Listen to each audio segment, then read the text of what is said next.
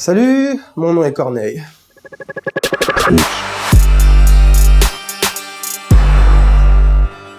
Ce que je trouve déplorable, c'est qu'on entend tous les commentaires, sauf ceux de l'immigrant. C'est-à-dire on entend d'un côté le commentaire de ceux qui ont peur, et c'est une peur qui peut être légitime. C'est juste inhérent à la nature humaine d'avoir peur de l'autre. Et en même temps, le commentaire de ceux qui se rangent du côté de ces gens qui cherchent tout simplement une vie meilleure dans ces pays, dans ces sociétés ici en Occident. Tout ça est légitime évidemment, mais personne n'entend réellement parler de la femme, de l'homme, de l'enfant qui vient d'arriver. Là, qui le vit, là, qui est en train de vivre l'immigration. Et c'est déplorable, c'est dommage, parce que on a besoin d'entendre ces voix-là pour comprendre ce que c'est que la réalité de quelqu'un qui immigre. Et je pense que là est le plus grand malentendu, c'est qu'on s'imagine que quand on immigre, qu'on a des revendications.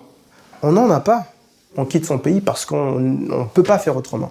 On quitte son pays, c'est le dernier recours. Moi, je peux vous dire, comme immigrant, quand je suis arrivé au Canada, j'avais juste envie de trouver un petit job et j'avais juste envie de bien m'entendre avec ceux qui m'avaient accueilli. La dernière chose que j'avais en tête, c'était d'être en opposition à eux, par rapport à leur culture, par rapport à leur façon de vivre. J'avais pas du tout ça en tête. Et en même temps, quand j'étais au Rwanda, je me rappelle très bien, en 93, il y a eu un flux d'immigration qui venait de la Somalie. Et je me rappelle très bien, j'étais noir comme nous, hein, je me rappelle très bien qu'ils n'étaient pas les bienvenus. C'est pas une peur précise par rapport à quelque chose de concret. C'est juste l'idée de quelqu'un qui vient d'ailleurs et qui vient chez toi. Tu te dis, qu'est-ce qui se passe? Et là où je trouve les politiques et les politiciens tout à fait responsables, c'est que je trouve qu'ils nourrissent ce sentiment soit ils légitimisent le sentiment de peur de l'autre, ou alors condamnent le sentiment de peur. Et ça polarise.